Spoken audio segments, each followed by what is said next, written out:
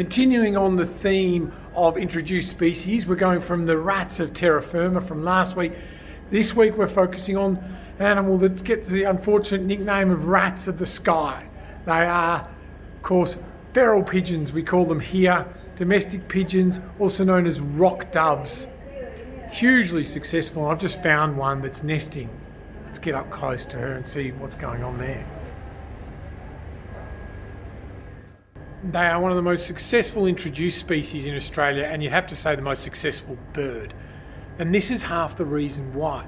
They find nesting in man-made structures, roofs, under solar panels, abandoned areas like shelves, basically man-made structures. They've gone from rocky areas where they nest to areas that we have built for them. She's allowing me to get unbelievably close. As you can see, they're very comfortable, but you'll also notice that her nest has got a lot of sticks and feathers and things you'd see in normal birds' nest, but also a lot of poo.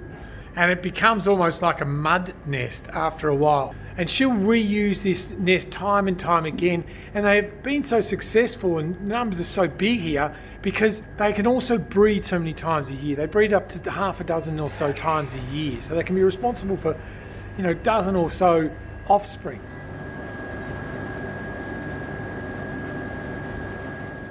This abandoned warehouse is like the perfect spot for feral pigeons to occupy. And over in that corner, I reckon there's more nesting pigeons.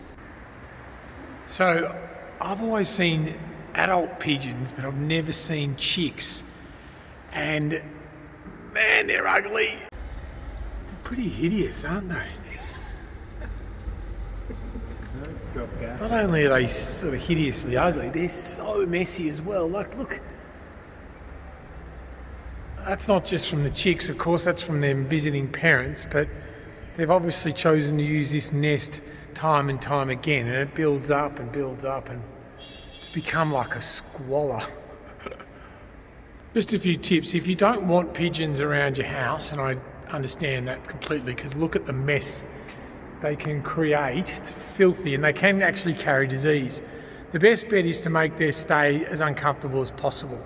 So they like to find spots where they've got shelter and where they've got a water source.